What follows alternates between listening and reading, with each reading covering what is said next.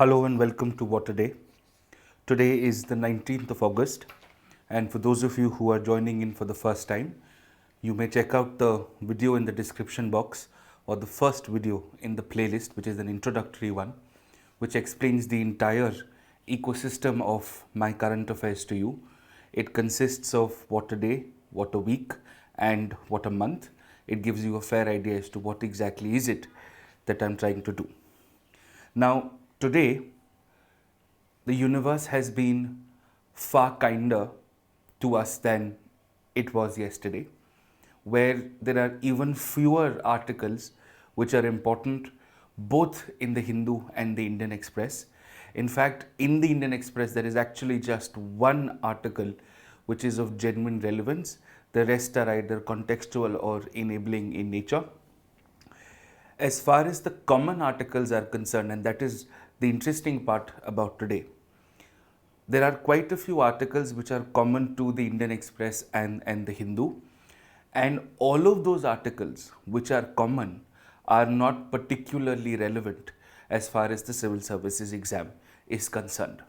So what we're going to do today is we're going to finish the Hindu and then we'll move to the Indian Express, and I will repeat if there are any articles that don't have to be read. So for those of you who read the Hindu newspaper, you can take the Hindu newspaper out and you can read it with me as we go through the important items.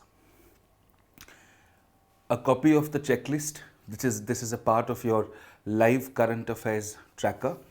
You should be able to access it on your own, customize it accordingly on the link which is given in the Telegram channel, and I strongly encourage you to join the channel.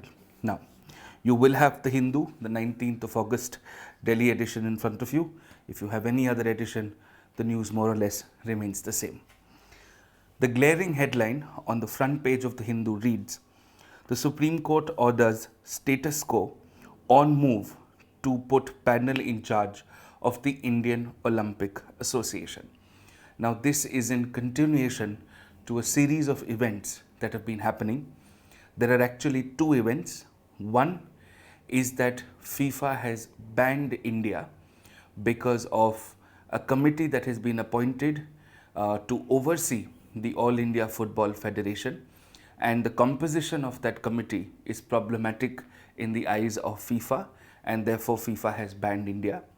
And the Supreme Court has urged the centre to negotiate and reconcile differences with FIFA. That is story number one. Parallelly, in the sports sector, story number two is that the Delhi High Court had appointed a committee which will now look after the affairs of the Indian Olympic Association and govern the Indian Olympic ecosystem as a whole. Now, from the Delhi High Court, an appeal of sorts was entertained in the Supreme Court, and the Supreme Court has ordered that the new committee which has been appointed by the Delhi High Court to be kept aside, and the current administration as to how the Indian Olympic Association runs as it is should continue as it is. The word that they've used is status quo, which basically means to keep things as they are, no changes required. Now, I've said this repeatedly in the earlier classes as well. Particularly and very specifically, this isn't important, but the larger issue of sports regulations in India is, and if this is recurring in nature, I will pick this up in What a Week review, where I pick up one issue and do a 360 analysis on it. So that's that. The second major headline that you see as far as the front page is concerned is "Abandoned Boat with Weapons Trigger Scare." Now, this is a boat which has been discovered off the coast of Maharashtra. This is again a news which is common to both the Hindu and the Indian Express. You don't have to worry about this at all in terms of its relevance to the exam. Now, both the newspapers have given slightly different versions of the incident. In one, the Indian Express says that the weapons on the boat were legal. Hindu says that this could be a possible scare. largely because India has had prior instances of people coming into the city of Bombay through a boat and wreaking havoc, and of course killing several people and scarring the memories of us Indians. Now, do we need to go through this? No. Does this mean that you have to do a full revision of maritime security in India? Absolutely no. And as far as the first news is concerned, the Supreme Court ordering this, let this carry on for a while. We'll pick it up when the time is right. The third major news that you see on the front page is a day after the High Court ruling, Palaniswamy rejects Paneerselvam's plea for unity. This is political development and you can safely ignore it. Then you see a news at the bottom end which says a certain who decides to shift Rohingyas refugees to EWS flats. This is in the context of a tweet which was made by a minister who also was a diplomat in his earlier days, wherein he said that the Rohingya refugees in Delhi would be shifted to a more habitable sort of address in the outskirts of Delhi, and of course some basic benefits and UNHCR cards would be given out to them. The Ministry of Home Affairs contradicted that tweet and said none of this is going to happen because in the eyes of India, Rohingyas are illegal refugees. There have still been quite a few people who are Rohingyas who have entered India. They've entered India illegally and the government of India does not recognize them as refugees per se. Again, very contextual, don't worry about it. Then the next piece of news which might trigger a lot of you to read a little bit more is the Election Commission move to allow outsiders to cast vote in J&K is opposed by several factions. Now what has basically happened is, till the time there was Article 370, and Article 370 is still very much a part of the Constitution. It's just that it is not applicable anymore. It has not been deleted from the Constitution. It is not operable anymore. So till the time Article 370 was in force, only permanent residents of J&K were entitled to vote, and there was very defined, clear criteria for the same. After 370 was abrogated, which means 370 was no longer applicable to J&K, and then J&K was like any other state in the country, and then through the J&K Reorganization Act, J&K was further restructured into Jammu and Kashmir as a union territory with legislatures and Ladakh as a union territory without legislature. Now elections are going to be due. So, like any other union territory with legislature, India's primary election law, which is called the Representation of People's Act, there are actually two acts, 50 and 51, they would apply. And under the Representation of People's Act, Section 20, if I recall the act properly, defines who an ordinary resident is, which basically means anybody who's been living in J&K, whether for a short time or for a long time, has been ordinarily residing in J&K, would be entitled to vote, and we're going to see a fairly high number of voters participating in the J&K election. Now, that's all as far as the news is concerned. The question then arises, how is this important as far as the exam is concerned? The answer is, it's not. We've already seen mains questions on 370. Before 370 was abrogated, there was a mains question that said, how temporary are the provisions of Article 370? And this is too specific to be asked in the pre. So you don't have to worry too much about it. You don't have to even go through this anymore. You've read it once, you've understood this 2-minute sort of a dialogue on Article 370 and post 370 in J&K, and you're good to go. Now, apart from that, you will see a very small center column that says Center blocks 8 YouTube news channels. Now, this is of course by the decision of the center, which says that these YouTube channels were spreading anti-national or anti-India sentiments A few of them were based out of Pakistan but could be accessed in India, and a smaller few of them were from India, and we've blocked those channels. Now, could you use this as examples in the larger question on censorship or a sense of strictness of the government? Not really. You wouldn't really get the opportunity to quote this in free speech, so don't worry too much about it. On the left two columns on the side, you will see DU clears new admission rules for undergraduate courses. That's because the Common University Entrance Test is going to be applicable for this year onwards for admissions to Delhi University, which is a central university. And two, the center has, of course, directed that GST should not be used as an excuse to arrest people. It is a law which should be used to encourage people to pay taxes, but should not be used in its excessive form. Again, very contextual in nature. Would you get a question in the mains saying the propensity of GST to be used as a draconian law to arrest people or taxpayers? Not at all. So don't worry about it.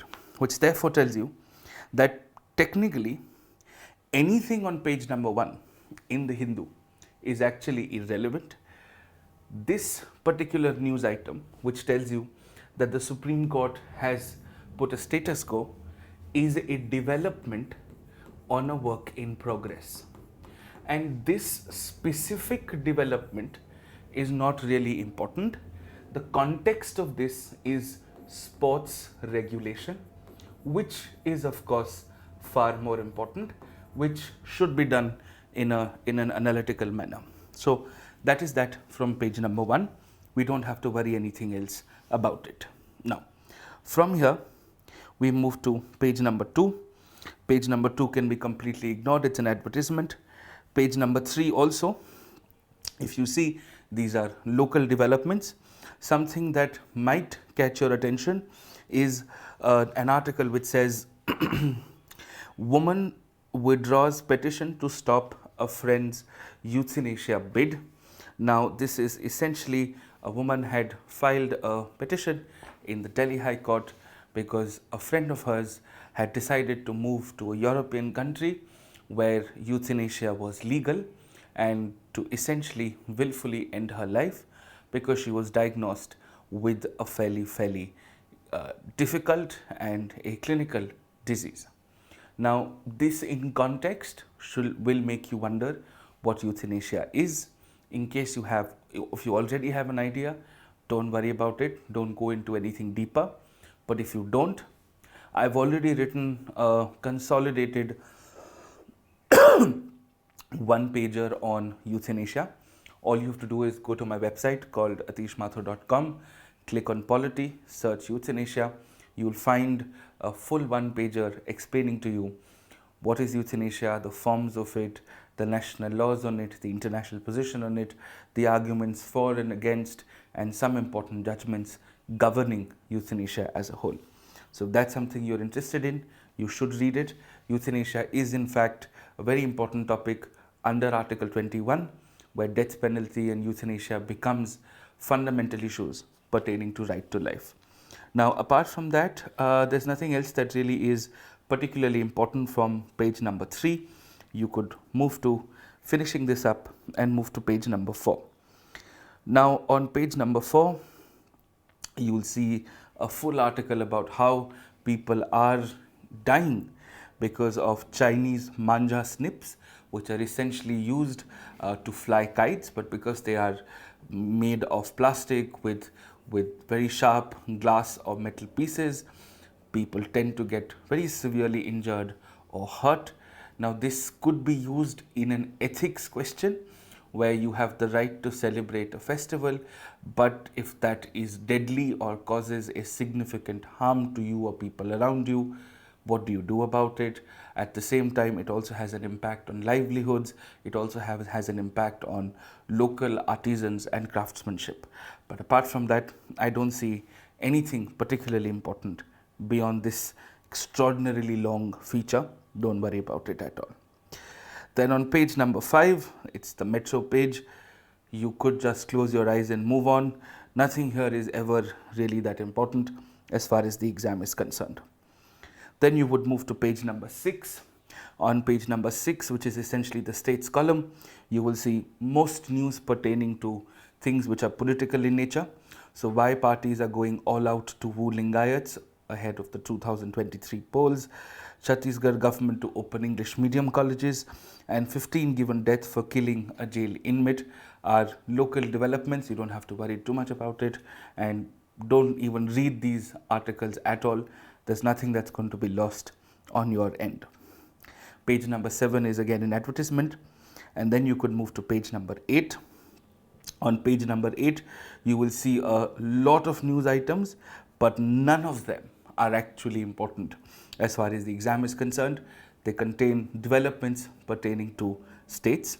So whether it is about the court rejecting a bail, or whether it's about the Assam government planning trip for the young people to the cellular jail, or the NIA charge sheeting a few people, or the Supreme Court directing that the Kasaragod District Legal Services Authority should inspect the medical facilities which have been given to the endosulfan victims. None of that really has to be done. You will see an article which is also common to the Indian Express, where the Kerala High Court may take note of the provocative dressing order. This is in context of a social activist who has been charged with harassment and abuse, and the person that the social activist has harassed and abused was in a response was made to understand the court that the person was provocatively dressed. Not that it makes any difference, it has absolutely no bearing and shouldn't. And of course, the caste of the person was also mentioned in the court. So again, these are very difficult instances which help you write better answers or better anecdotes in women empowerment, caste and sexual offences. But apart from that, I don't particularly see anything else which is important. You will see some political remarks on the left hand column. You will see students hurt on their way to watch Gandhi. You'll also see ganja worth 4 lakh seized in Andhra Pradesh. Don't worry too much about it, don't read it, not really important. Then comes the editorial page. Now on the editorial page, you will see about 4 editorials, and by coercion and by force, by self-imposed coercion and by force, I am declaring the editorial which says hard truths about India's labour reforms to be an editorial that you should read. Now the idea here is, this editorial is of course written by a former member of the Planning Commission, and therefore this editorial on the face of it, from the larger scheme of things, is complaining. It is basically saying that despite labour reforms, we haven't really been able to make a tangible difference to either increase the labour force or improve the quality and the welfare of the labour force in the country. Now, labour reforms have to be studied under economics and also under governance. Either of the two places, they fit perfectly. The context is, just a few, about I think 2 years or so ago, the government has integrated, merged several smaller labour industrial laws and has created codes out of it. You would have heard of something called the Code on Wages, the Code on Industrial Security, the Code on Welfare, and so on and so forth. So the idea behind these codes is to update existing labour laws, and 2 is to merge the smaller labour laws that exist and give them a consolidated single point of contact sort of a thing. So you could read the reviews of those laws on a PRS website, you could do an analysis of those, and also at the same time you could just read this editorial, wait for your standard theoretical classes to happen, or you read about it later on. But right now, to prepare a full note on labour reforms, for those of you who are preparing for next year, is too early. So let employment and labour be a part of your theoretical syllabus under economics or governance, dominantly economics, and you will be able to cover this in the right amount of detail. So even if you don't read the editorial, it's fine, but if you have some time, you should. For those of you who have been preparing for some time or have already given an attempt, you should read the editorial and add it to your existing consolidated note on labor reforms. Apart from that, the other three editorials, one which says too good to be true, which is essentially that India should do better to make the lives of Rohingyas better and there's a moral responsibility. This is a common editorial to the Hindu and the Indian Express, where the editorial in the Indian Express says that India should have a refugee law, despite the fact that we are not a signatory to the 51 Refugee Convention. I'll come to that eventually. But the larger idea is that we need to be more ethically compliant. The other editorial is about a forced union, which is essentially about AIDMK, again political in nature. And the third editorial is essentially about the attack which was made on an extremely well-known author, Salman Rushdie, in New York. As painful as it is to hear about authors getting attacked, now you and I may have different views on him, and that's okay. But the idea is an attack is an attack, a danger to a human life is a danger to a human life. Anyway, now comes page number 11. So don't read the Salman Rushdie article also. Now on page number 11, this isn't an editorial as much as it is a conversation, but a fantastic conversation nonetheless. The title of the article is called "Should There Be Free Limits on Freebies?" Right? Now, why is this important? Why do we need to do this? So, as you know, the context is that the Supreme Court is currently entertaining a PIL which seeks to ban freebies. This is in the context of some of the well-known political parties using freebies as a tool of populism to attract voters ahead of elections and also to make certain promises when they go into elections. Now, I'm reminded of a fairly popular but a very interesting quote on freebies / subsidies, etc.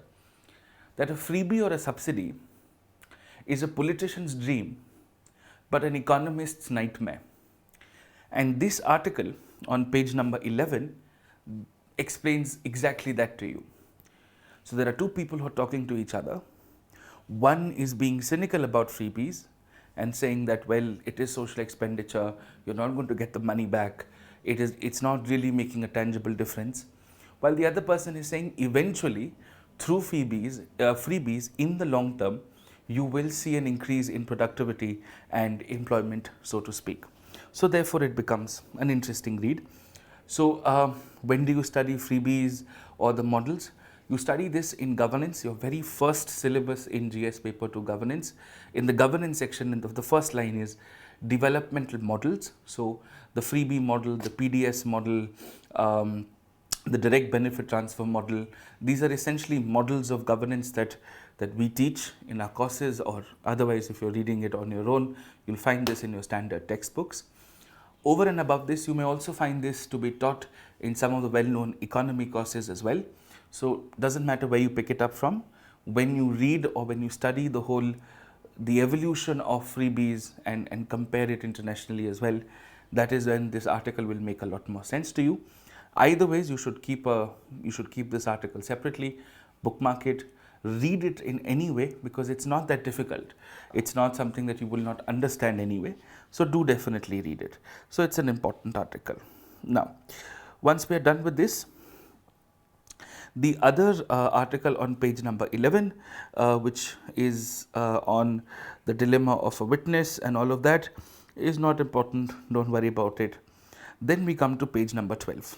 Now, on page number 12 is perhaps the highlight of today's newspaper in the Hindu, where of course the government has recently banned the VLC media player.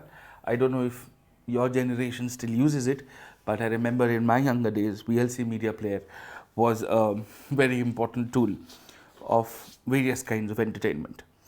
Anyways, so the government banning VLC media player, is that particularly contextually important? No. But this text and context, which explains to you, also tells you who can ban these things, under what law can they be banned, and Is there a problem with this?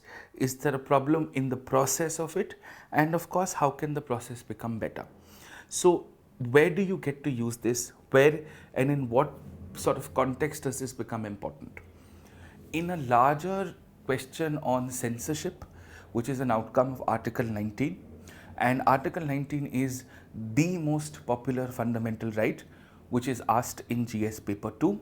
Therefore, censorship, press rights, social media rights, OTT regulations, and of course digital player regulations, they all essentially come under the larger ambit of Article 19. So therefore, yes, you should know about this, but will you need this in a lot of detail? No. Will you get a science and tech question on how VLC player or these plug and play embedded players work? Not at all. Absolutely no. At the most, you will use this as a context in a larger answer on censorship by the government, which could be for films, for press, for different forms of media, creative, news, so on and so forth. So that's that. The second text and column, which is on page number 12, which is about the controversy around parking spaces, is incredibly irrelevant as far as your preparation is concerned. If you are a home buyer, you might want to read it, but otherwise don't bother about it at all, right? Then we move to page number 13. Page number 13 is again in continuation of this. Now, for those of you who are Game of Thrones fans, you will see that on August 21, a prequel to this, The House of Dragon, The Targaryens, is going to be released. So, if you want to read about it or not, it's up to you. But is this important for civil services? No. But is this important for life? Yes. As a fellow Game of Thrones fan, I endorse this article, not for academic reasons, for recreational ones. Now, we move to page number 14, again, which is essentially news extended from the earlier pages. You will not particularly find anything per se important. Most of this has already been covered in the earlier pages. You can flip page number 14, don't worry about it at all, and move to page number 15. Now, on page number 15, which is sort of national and semi-national in nature, don't worry about this. This is again either work in progress or contextual developments or sort of build-ups to things. Don't worry about it. You don't have to go through it. On the right-hand side column, you will find an article which says the Supreme Court is hearing a petition by an NGO wherein there is actually a drug regulation in India, where if the drug is up to 500 mg, then the price is regulated. But if it's up to 500 mg, then the price is regulated. But if it's beyond 500 mg, then the pharmaceutical company gets to decide the amount that they would charge for the drug. The drug that we're talking about is Dolo 650 grams. That's the potency of the drug. Now, it is alleged that the pharmaceutical company, which has been manufacturing Dolo, has been distributing benefits of freebies worth 1,000 crores to the doctors so that they could recommend the 650 Dolo, which is a very, very popular drug, which a lot of people for the smallest of issues in India have started to take, and it also has a detrimental effect on your health. And I also understand that as aspirants, sometimes you will also get headaches, you will feel tired, you will feel nauseated, and for those of you who believe in hardened medication, you will often see yourselves taking a 650 Dolo like you're popping a Polo. So don't do that because over a long period of time, you're going to get some amount of side effects. So that's the news is in progress. So does that mean you sit down, sit back, and you start doing drug pricing or drug pricing control orders or pharmaceutical issues in India? No. This actually can be used as an example in ethics, wherein a pharmaceutical company has influenced or taken advantage of a loophole in the law, and the doctors have compromised their integrity by recommending a higher potent medicine, which often may not be needed. So that is that. Then we have been moving to page number 16. On page number 16, you will see something to do with the great Indian bustard, which after a very heavy intake of protein has now started delivering eggs in a different form.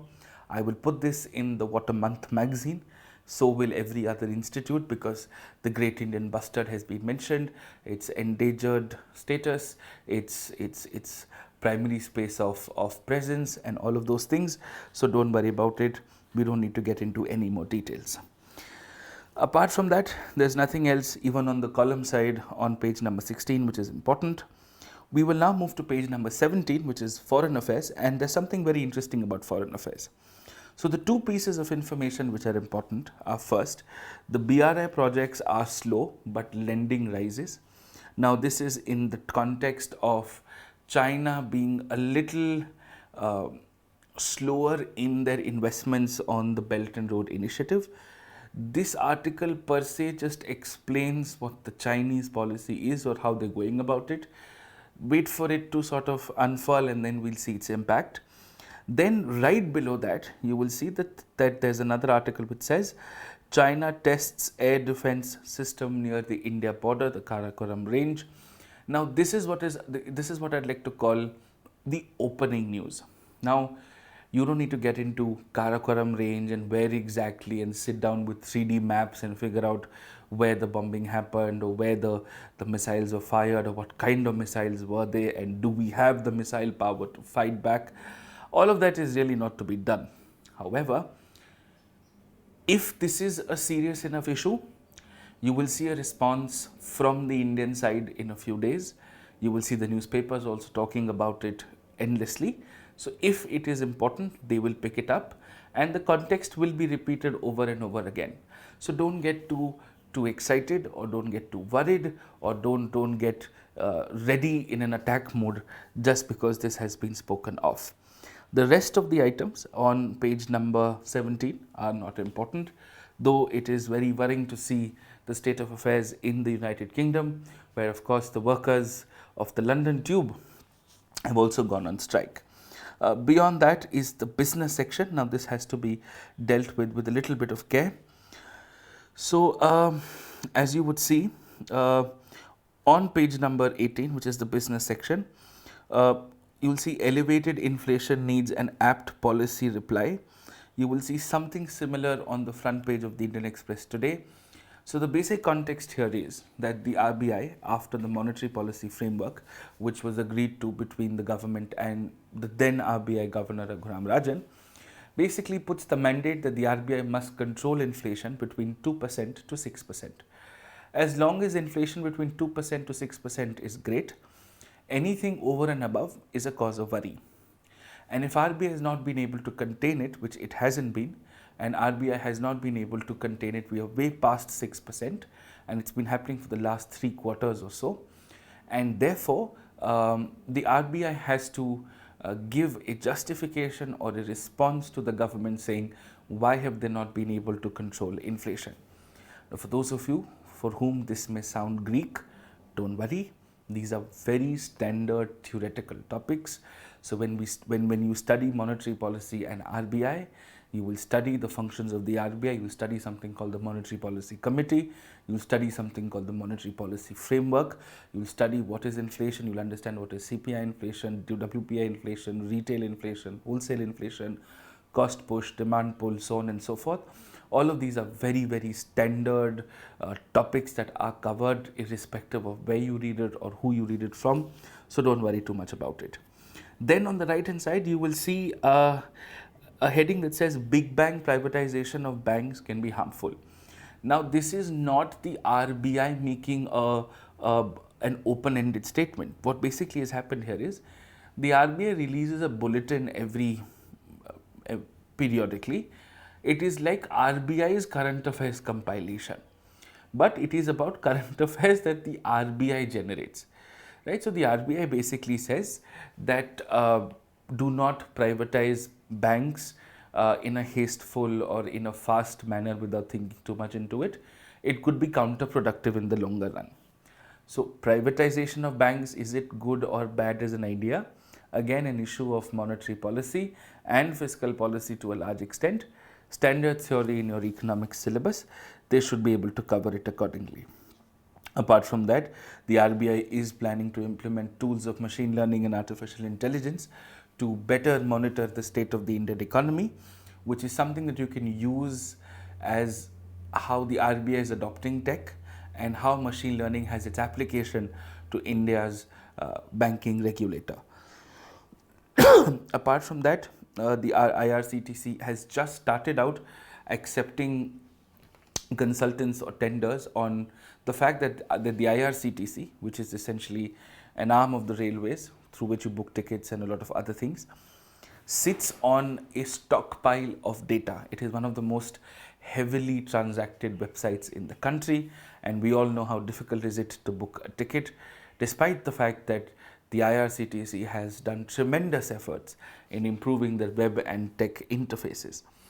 The fact of the matter is that they are privy to a very large amount of data, and data, as we understand, can be monetized, can be transformed into a product that could be sold to interested advertisers and companies. But you also have to make sure that while you're creating a business model on data, the privacy of people should not be compromised. This is also an ethical conflict and an issue of privacy rights under Article 12. So under Article 21, sorry. So that's that as far as the Hindu on page number 18 is concerned. Page number 19 and 20 are largely spots, and you could happily leave them as it is. There's nothing much that needs to be done. The Hindu is done fair and square. Now we move to the Indian Express. For those of you who read the Indian Express, now is your time to shine. You can take out your paper and we'll go through the paper page by page. So, the Indian Express, 19th of August. On the front page, you will see a big headline which says Monetary Policy Framework, Inflation Target Breach. The RBI committee will meet to draft report for government. This is what is called a work in progress meet. The RBI is supposed to control inflation between 2% to 6%. They've not been able to do so, and they've not been able to do so for about 3 quarters. So now they have to answer to the government as to why they are not able to do so. And the reason they have to answer to the government is because of the monetary policy framework, which therefore constitutes the Monetary Policy Committee. That's the basic essence of it. For those of you who are finding it difficult to comprehend what I'm saying, don't worry.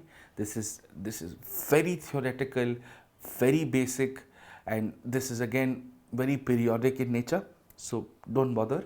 When you study economics, you will be taught inflation, you will be taught types of it, you will be taught functions of the RBI. If you're not taking classes anywhere, you will certainly be reading it in your standard books, and you will not lose on either of the two counts. You've got nothing to worry about. If you still don't understand, you can always YouTube inflation simply explained, or what is a policy cut, and so on and so forth, and you'll get your answers there.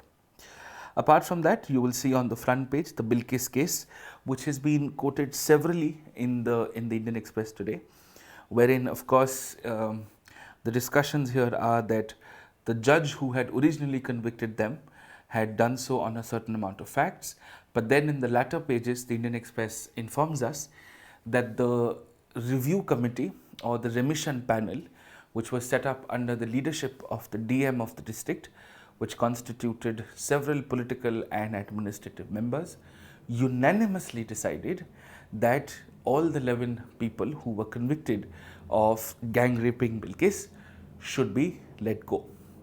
And the justification that has been given is, and one of the women who were also a part of the remission panel has said in the latter pages, that enough time has passed, the person may have reformed, and there are 11 families who are also suffering. So therefore, by principles of utilitarianism, it may make some sense. Now, you and I may choose to agree with this, you and I may choose to disagree with it. If they want, they can take a recourse to the Supreme Court and see if they could reconsider the matter. But up until then, let things unfold. Don't jump into it. Don't get into unnecessary technical details of what is a remission, what is a respite, what is furlough, what is parole, how does the criminal justice system work. All of these are standard topics in your polity and governance syllabus, especially under Articles 20 and 22 in that context, and of course the powers of the president and the governor. They will be taught to you, or you will read them in your books, so don't worry if you don't understand much out of it. Then you will also see something that says row over new voters. J&K administration says 22 lakh are first timers. This is basically that after 370's effect have been lifted from J&K, and J&K became like any other state, then was converted into a union territory with legislature and a union territory without legislature, which is called Ladakh. And J&K, which is a union territory with legislature, will of course soon be facing elections. Now, because there is no longer 370 and it's like any other union territory with legislature, the primary election law, which is the Representation of People's Act, will apply. And section 20, which identifies who an ordinary resident is, you don't need to know the definition. It's also very vague. That's why you also don't need to know, is that anybody and everybody who's ordinarily a resident of J&K and not just a permanent resident can also vote in these elections. Before the abrogation of 370, only permanent residents were allowed to vote. So that's the context. Don't read anything more into it, not really important. Apart from that, you will see articles which say highly unbelievable that he will touch the victim knowing she is a scheduled caste, says a lower Kerala court criminal judge. Fairly offensive in its statement, and of course the Kerala High Court is going to take cognizance of this.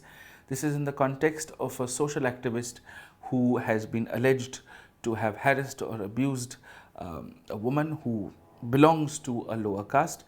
And of course, in the description, it is somewhere mentioned that the woman was wearing something provocative, which again has no relevance at all and no justification for any amount of harassment or abuse of any kind. And that's pretty much it. This is a good enough anecdote to start an answer on social upliftment or gender upliftment. But anything beyond this, the background laws in place, don't worry too much about it. You don't have to do them. Apart from that, you will of course see another article wherein a teacher had assaulted a young boy who came from backward class, largely because he had drank water from a pot which was reserved for the upper caste teacher. Now, as shameful as this is, again, an excellent anecdote to start an answer on caste discrimination and social upliftment. Anything beyond that is really not that important. Apart from that, there is a very long continuation in 2-3 pages about Hamid Karzai, who was the former Afghanistan president before the grand old Taliban took over. He explains and wishes that India now, who's in the process of re-establishing its base in Afghanistan in its full capacity. He reiterates that India's role in Afghanistan is crucial in rebuilding Afghanistan and working for the betterment of Afghanistan's society. Now, apart from that, you will also see something that says get approval for any media article before publication. Niti Aayog tells its officials it's irrelevant. Don't worry too much about it. It's essentially an internal policy of the Niti Aayog which is referring to these matters. Then on the last bit of the front page, you will see a yacht which has been found off the Raigad coast, which is in Maharashtra. The yacht had weapons. It belonged to somebody who was traveling from country A to country B. There are allegations or there are issues that there could be a terror angle involved or not. But again, this is just a circumstantial event and you don't have to worry too much about it. The second page is a continuation of what happens on the first page and completely should be left out. The third page is largely infested with advertisements, and again the Rohingya issue continues with some political statements here or there, but nothing else per se to worry about. Then on the fourth page, again city specific news, you don't have to worry about it at all. There's nothing particularly relevant or even noteworthy. Page number 5 is editorial, which is about an Indian warehousing show, could be left. Page number 6, our Foreign Minister Jaishankar sir is of course on a visit to Thailand, where he's speaking on the relevance of Quad and its benefits to the Indo-Pacific. Don't read too much into it. Your general answers on Quad are anyways in perfect order. Now, apart from that, there's again nothing else per se that really needs to be done from page number 6 or even taken note of. You could move to page number 7, which is again completely advertorial. Page number 8 again is a continuation of whatever has been happening in the earlier pages, nothing particularly important. Page number 9 again, as you can see, is not important at all. A small Maharashtra sugarcane issue wherein the state government, the provider for electricity, has basically asked the state sugar mills to adjust farmer payments only after they've cleared their electricity dues. It's too micro for you to worry about. Now we come to the editorial page, and this is where you have to listen to me very, very carefully, and why I think none of the editorials per se in the Indian Express today are actually important. There is an editorial which says, "Is this how justice ends?" which is an editorial written by Pratap Bhanu Mehta, who of course is a very, very well respected academician and public policy analyst. But this particular editorial, which is written by Pratap Bhanu Mehta, is largely focused on how we as a system, as a society, as a nation, in his opinion, may have failed to do justice to the lady, but also at the same time, it's not entirely wrong in the first place, is what he's also trying to say. What he's trying to refer to here is that this has a political tinge to it, or he argues that there is a political tinge to the way the convicts were released, which is completely out of bounds as far as the civil services is concerned. The article under that again is about violence that has increased, the violence that has happened in India since 2019 in the valley, which is basically Kashmir, has of course increased the insecurity of Kashmiri Pandits, which is worrying but not relevant as far as the exam is concerned. On the left hand side, you will see an article which says, stepping back, that India needs a refugee law. It has some important points that says that firstly, you must understand a refugee is somebody who had to leave their home country and come to your country because there was a threat of life to the person in the home country. The other term that you would often hear of is something called an internally displaced person. This person moves from region A to region B within the same country. A refugee moves from country A to country B. Now, we have something called the UN High Commission for Refugees, and we have a 1951 Refugee Convention, which calls upon nations all across the world to assist in the resettlement or the rehabilitation of refugees. Now, India is not a signatory to the Refugee Convention, which means India is under no international obligation to accept refugees, and that's exactly what India has done. India has not formally accepted the Rohingya refugees. But whether we are a signatory or not, but a country should always have their own refugee law, which is the point of this fairly long article, which is something you can write as a way forward, but nothing else. The battle for AIDMK and good umpire have absolutely no celestial relevance to the exam, so you can completely ignore. Now on page number 11, now this is an article which might interest a few of you, but if you actually read the text of the article, you would understand where the problem lies. Now this article is about how we have traditionally believed that women have domestic responsibilities ranging from childcare to elderly care, which is fundamentally why women are not able to work or participate in the labor force as such. So what this article is trying to say is that society is changing, times are changing, lesser women are having children, the elderly are sort of self-dependent, and yet we don't have enough economic opportunities, and the ones that we genuinely have for women are very, very basic and grass-rooted in nature, so there is no real growth of improvement, and of course there is a social barrier to that. What this article largely tries to argue is that women should be given opportunities, should be given skills, should be trained so that they become a part of the workforce. Now the primary argument in this article is a fairly good one, a solid one, and surely logical, but it is too nuanced to sort of fit in the UPSC landscape, unless you're writing an essay about it. But do you see a specific GS question on it at this time? No. Wait for it. You will see this over and over again over a period of time. The next article, which is sort of related to international relations, this is with respect to how a Chinese scientific ship has docked at Hambantota. Sri Lanka agreed. India, of course, doesn't feel too good about it. US and India look at it with a degree of suspicion, but we have very little ground to legally or to formally object to it because of certain UNCLOS and other provisions. But this also means that India must be very careful and must reinvent its maritime strategy.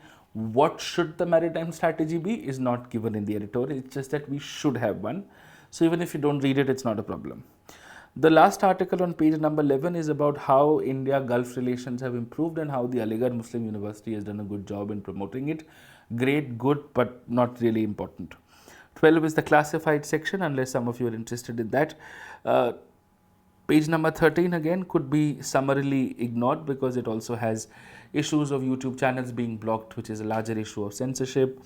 A few sort of minor developments, such as the Karnataka government has made the national anthem a must in schools and PU colleges or pre-university colleges. Can this be challenged in a court of law? Yes, it can be. Can you compulsorize it? Yes. The interesting part is we've got something called the Prevention of Insults to the National Honours Act of 1970 or 71, which says that you have to compulsorily stand if you medically can, if the national anthem is playing. But if you don't sing the national anthem, that does not mean you're disrespecting it.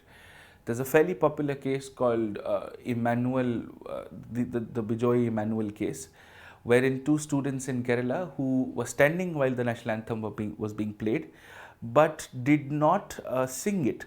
They were suspended from the school, but the Supreme Court overturned the order and said, well, it's not a disrespect. But can the government make a law mandating it? Yes, you can. Can this be challenged in a court? Yes. Could you use this as a rights conflict? Yes, but nothing really more in detail. So that is that. Apart from that, the Supreme Court is looking into an NGO petition where manufacturers of the Dolo 650 have distributed 1,000 crore odd worth of benefits to doctors so that doctors could recommend Dolo 650 as a medicine or as a drug to patients because anything above 500 mg, the pharmaceutical company can decide its own price. Below 500, it's usually regulated. So that is that. Nothing else as such on page number 13. On page number 14, surprisingly, there's absolutely nothing in the international affairs section that you need to worry about. On page number 15, finally, a fantastic article which is called India's Blockchain Platform. So the intent of this article, and this article is being written by people who run the National Payments Corporation of India and of course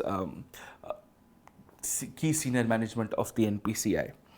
The argument that they're largely trying to make here is that India has succeeded in the digital ecosystem, whether it is payments, platforms, applications, like none other, and that's not even disputed.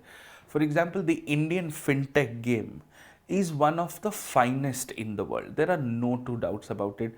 There are no two questions about it. So the idea here is, can we have a government-owned or a government-supervised public digital infrastructure driven by blockchain technology? Then the benefits and the applications of it could possibly be seamless.